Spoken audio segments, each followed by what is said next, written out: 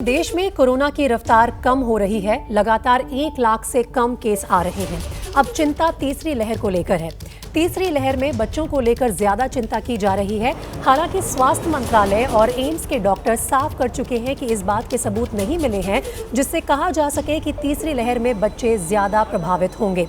इस बीच स्वास्थ्य मंत्रालय ने 18 साल से कम उम्र के बच्चों के लिए गाइडलाइन जारी कर दी है।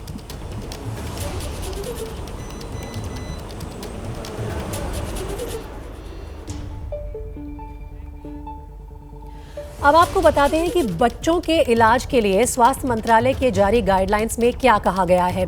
इनमें कहा गया है कि बिना लक्षण, हल्के लक्षण में जांच की जरूरत नहीं होगी। सांस, बुखार, बीपी, नाखून के रंग में बदलाव की निगरानी जरूर करें। जांच की जरूरत सिर्फ गंभीर लक्षण वाले बच्चों को है। निमोनिया की शिकायत हो सकती है, निगरानी जरूर रखें। बिना हल्के लक्षण वालों में घर में ऑक्सीजन सैचुरेशन की जांच। रेमडेसिविर इंजेक्शन बच्चों को देने की जरूरत नहीं। बुखार के लिए 4 से 6 घंटे बाद पैरासीटामोल देना है। खांसी के लिए गर्म पानी से गरारे कराएं। हल्के लक्षण वाले बच्चों को स्टेरॉइड नहीं देने हैं। ये सभी गाइडलाइंस जो है स्वास्थ्य मंत्रालय ने जारी किए हैं। साथ ही उन्होंने ये भी कहा है कि गंभीर बच्चों को बेहद जरूरी होने पर ही स्टेरॉइड दिए जाएंगे। बहुत जरूरी तभी बच्चों का सीटी स्कैन किया जाए। और कोरोना जांच के लिए सीटी स्कैन की जरूरत नहीं, ये भी कहा है इन गाइडलाइंस में। कोरोना की तीसरी लहर को लेकर केंद्र सरकार से लेकर तमाम राज्य सरकारें अपने अपने मुताबिक तैयारियां कर रही हैं। लेकिन अस्पतालों में क्या चल रहा है? तीसरी लहर से निपटने के लिए कैसे योद्धाओं को तैयार किया जा रहा है? आज हम ये सब कुछ आपको दिखाने जा रहे हैं। आज आप पहली बार देखेंगे कि मेडिकल कॉलेज में कैसे हर डॉक्टर को पीडियाट्रिक की ट्रेनिंग दी जा रही है।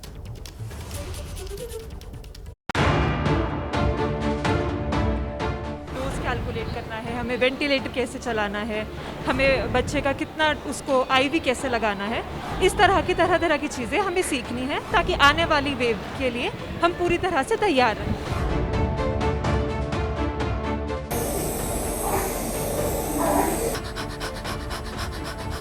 ये टेक्निक है, बच्चा सांस बढ़ी हुई है लेकिन वर्क ऑफ ब्रीदिंग यहाँ गड्ढा पड़ रहा है, ये बुरा चल रहा है। बच्चा एडमिट है, बराबर एडमिट है, आप बराबर उसको राउंड करने जा रहे हो, हमेशा सीआरटी देखना है। तीसरी लहर से निपटने के लिए कैसे तैयार हो रहे हैं योद्धा? अपने सामान की तैयारी नहीं कर लेते तब तक उस बच्चे को ऑक्सीजन हम प्री ऑक्सीजनेट करते रहेंगे। इसके अलावा हम उसको, अगर वो इरिटेबल बच्चा है तो हम थोड़ा सा उसको सेडेटिव भी देंगे। डॉक्टर्स की फौज को कैसे किया जा रहा है तैयार? हैंड वॉश करके ग्लव्स पहन के हमको अच्छे से क्लीन करना होगा वेन को। उसके बाद हम पालपेट करके वेन को 15 to 25 डिग्री एंगल में डालना होता है। ऐसे भी पकड़ सकते हैं, ऐसे भी पकड़ सकते हैं। आपकी कंफर्ट कैसे है ऐसे पकड़ना। उसके बाद देख लेना वेन। पहली बार डॉक्टरों की क्लास के अंदर पहुंचा कैमरा। टीवी पर पहली बार मेडिकल कॉलेज से एमबीबीएस की क्लास दिखाएंगे हम आपको। हम दिखाएंगे एमडी की वो क्लास जहां पे जिंदगी बचाने वालों की पौध उगती है। आज डॉक्टर्स खुद बताएंगे क्या है उनकी तैयारी। बच्चों की रिक्वायरमेंट अलग है, बड़ों की रिक्वायरमेंट अलग है, तो इसीलिए उसके लिए स्पेशल ट्रेनिंग दी जा रही है हम लोगों को। इस ट्रेनिंग से ये हो रहा है कि हमारे को उनको सब बेटर ट्रीट करने का मौका मिलेगा और जल्दी से लोग ठीक होंगे।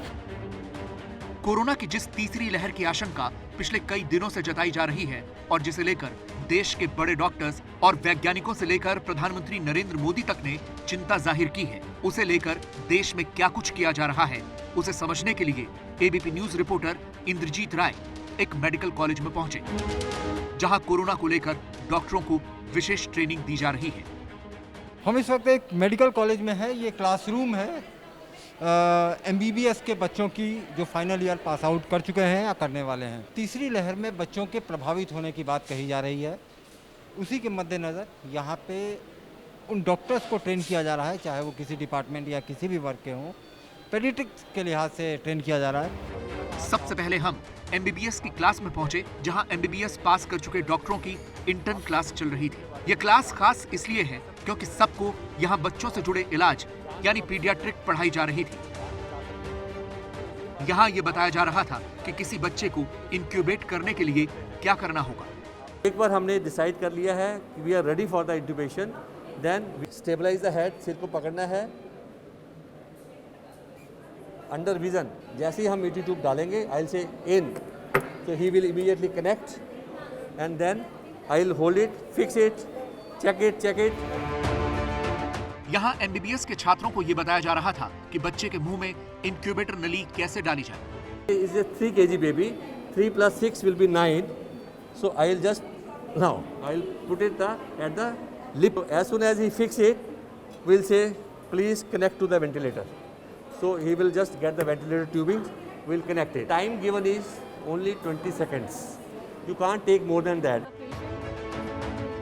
दूसरी लहर में देश में वेंटिलेटर के लिए लोग मारे फिर रहे थे और इसीलिए तीसरी लहर के लिए ये तैयारी की जा रही है कि बच्चों को वेंटिलेटर पर रखना हो तो क्या करें।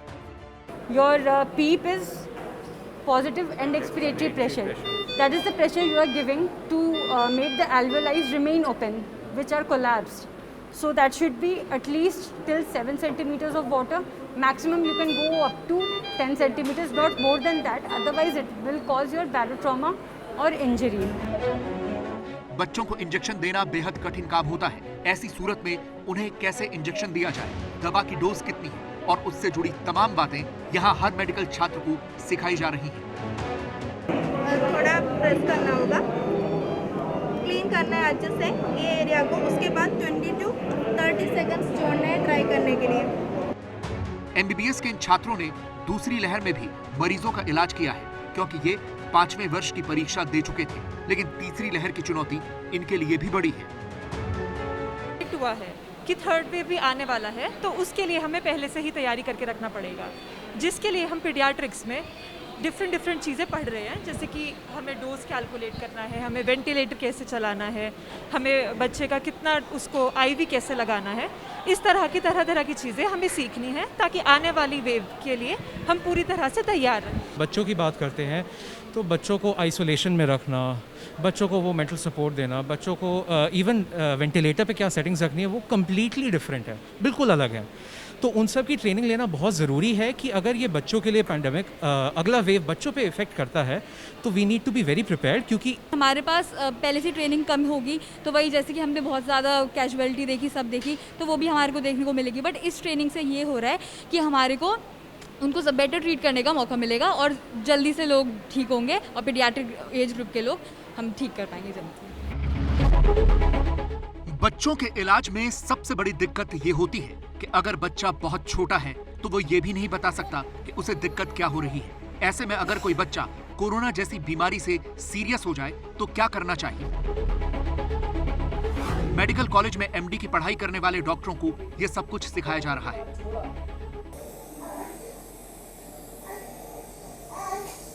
फेफड़ा उसको ऑक्सीजन नहीं दे पा रहा है, फेफड़े में खराबी है, कोविड निमोनिया है, तो वो क्या कर रहा है, अपने ग्लॉटिस को बंद कर रहा है, अपनी वोकल कॉर्ड्स को बंद कर रहा है, जिससे कि फेफड़े के अंदर हवा भर जाए, खूब प्रेशर बढ़ जाए, और प्रेशर बढ़ जाएगा तो ऑक्सीजन जाने लगेगी।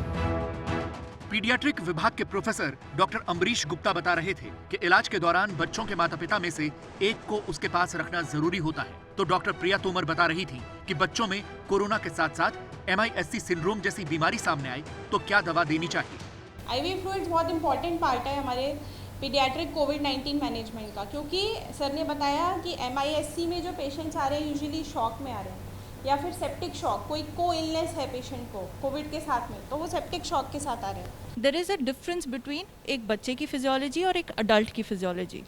बच्चों का जो कोरोना में जो देखा जाएगा और देखा जा भी रहा है, बच्चे थोड़े से डिफरेंटली बिहेव करते हैं दैन अडल्ट्स।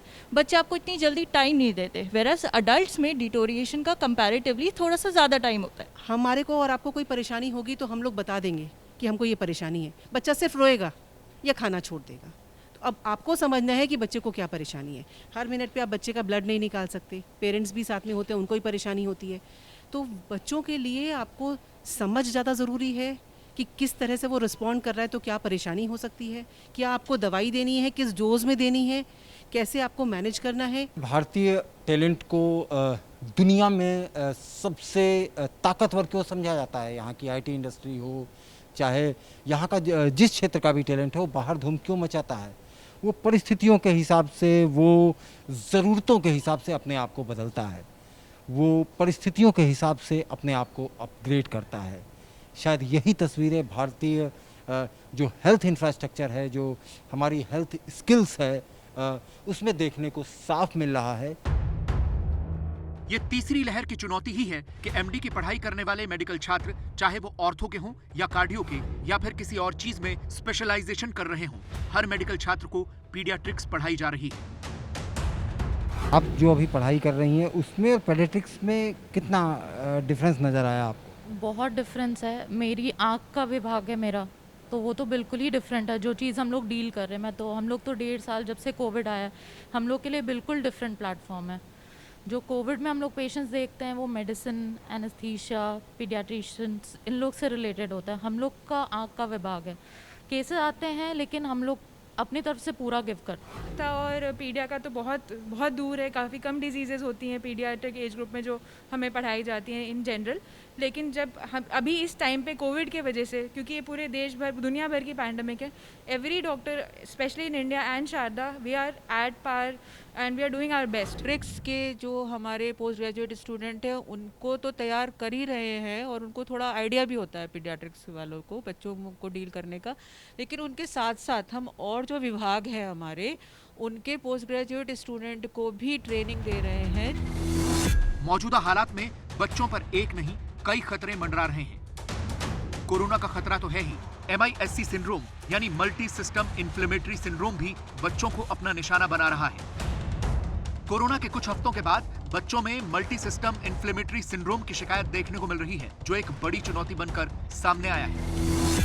मैंने आपको बताया जैसे MIS-C है, वो बिल्कुल ही अलग से नई प्रकार की बीमारी उभर रही है, जो कि कोविड इन्फेक्शन के बाद 2 या 3 हफ्ते बाद आती है। तो ये सब उनको बच्चों को सिखाना बहुत ज़रूरी है। ये एक मेजर डिफरेंस है जो उनको सिखाया गया और नई चीज़ जो सिखानी है। दूसरी लहर में जिन बच्चों को अस्पताल में भर्ती करना पड़ा, उनमें से 60 से 70% बच्चों की या तो इम्यूनिटी कमजोर थी या फिर वो दूसरी बीमारियों से जूझ रहे थे। आंकड़े कहते हैं कि देश में अभी भी करीब 81 लाख बच्चे मोटापे की बीमारी से जूझ रहे हैं। 1.25 लाख बच्चों और किशोरों में डायबिटीज की समस्या है। लाखों बच्चों में हार्ट की बीमारी भी सामने आ चुकी है। ऐसे बच्चों पर तीसरी लहर का खतरा ज्यादा हो सकता है। जितना जल्दी वैक्सीनेशन हो जाएगा ना, उतनी जल्दी कैजुअलिटी जो है कम हो सकती है। ये वायरस तो है और ये अभी रहेगा, ऐसा मानना है कि अभी 1.5 साल तक ये वायरस रहेगा। एक दिन पहले ही दिल्ली एम्स के निदेशक डॉक्टर रणदीप गुलेरिया ने कहा है कि तीसरी लहर का बच्चों पर कितना असर होगा, इसे लेकर अभी कोई डेटा नहीं है। लेकिन मेडिकल कॉलेजों से लेकर अस्पतालों तक इसकी तैयारी होनी जरूरी है। और अच्छी बात यह है कि ये तैयारी हो भी रही है।